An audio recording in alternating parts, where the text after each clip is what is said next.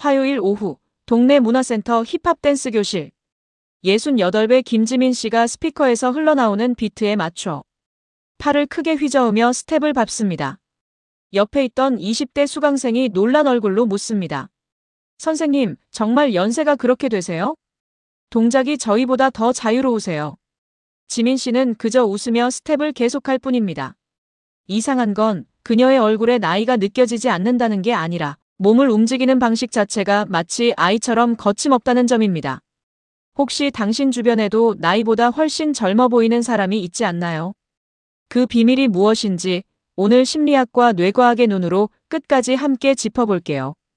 우리는 흔히 동안인 사람을 보면 타고난 피부나 유전자 덕분이라고 생각합니다. 왜 어떤 사람은 같은 나이인데도 유난히 젊어 보이는 걸까요?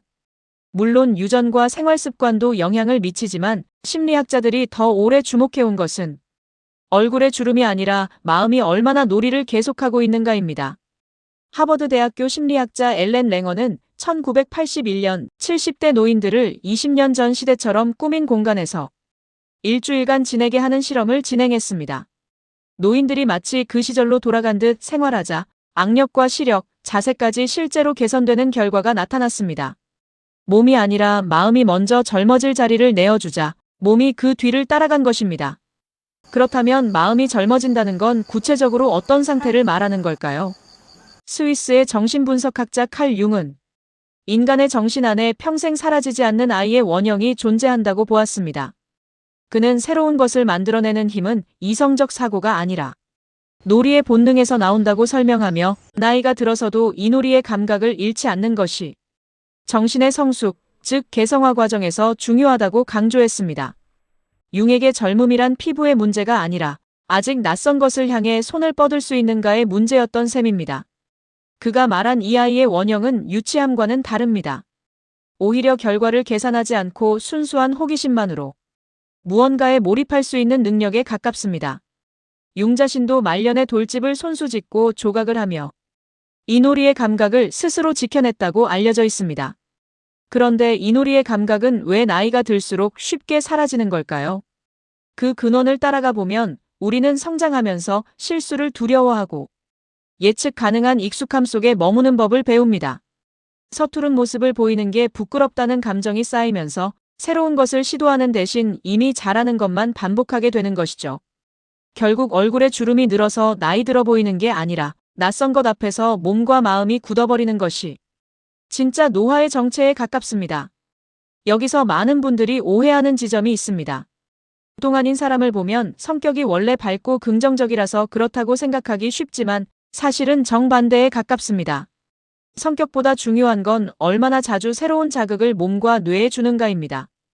텍사스 대학교 댈러스 캠퍼스의 심리학자 데니스 파크 연구팀은 2013년 저널 사이콜로지컬 사이언스에 발표한 시냅스 프로젝트 연구에서 노년층에게 디지털 사진이나 퀼팅처럼 완전히 낯선 기술을 몇 달간 배우게 하자 기억력과 처리 속도가 눈에 띄게 향상된 것을 확인했습니다.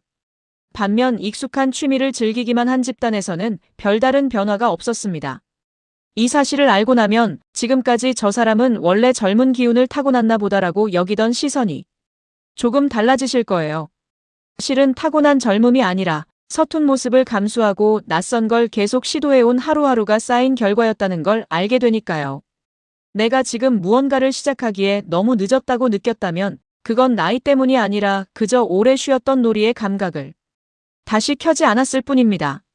그리고 이 마음, 새로운 걸 시도하기가 유난히 두렵고 망설여지는 마음, 당신만 느끼는 게 아니라는 것도 꼭 기억해 주셨으면 합니다. 실제로 젊어 보이는 사람들이 즐기는 취미를 들여다보면 공통된 결이 있습니다.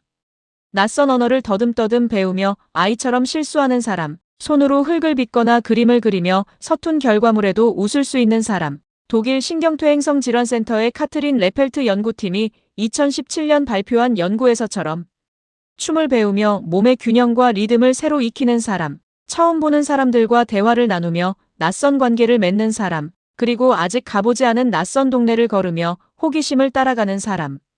이 취미들의 공통점은 화려함이 아니라 서투름을 기꺼이 견디는 태도에 있습니다. 그렇다면 오늘부터 무엇을 실천해 볼 수 있을까요? 일주일에 단 20분이라도 한 번도 해본 적 없는 활동을 골라보세요. 악기든 춤이든 낯선 요리든 상관없습니다. 그리고 그 서투른 결과물을 보며 스스로를 다그치지 않고 딱 3번만 웃어넘기는 연습을 해보시길 권합니다. 마지막으로 한 달에 한 번은 평소라면 절대 가지 않았을 낯선 장소를 걸어보세요. 이 작은 반복들이 뇌에게 아직 놀이가 끝나지 않았다는 신호를 계속 보내줍니다. 다시 그 댄스 교실로 돌아가 볼게요. 김지민 씨가 서투른 스텝에도 아랑곳 없이 팔을 크게 휘젓던 그 모습은 사실 젊음을 타고나서가 아니라 아직 낯선 것 앞에서 손을 내밀 줄 아는 마음이 살아있다는 증거였습니다. 나이가 들어서도 여전히 놀 줄 아는 마음, 그것이 우리 모두의 안에 조용히 남아있는 가장 오래된 젊음이었던 셈입니다. 오늘 이야기 중에 어떤 부분이 당신의 이야기 같았나요? 편하게 댓글로 남겨주세요. 비슷한 마음을 가진 사람이 떠오른다면 오늘 이 이야기를 조용히 나눠주셔도 좋겠습니다.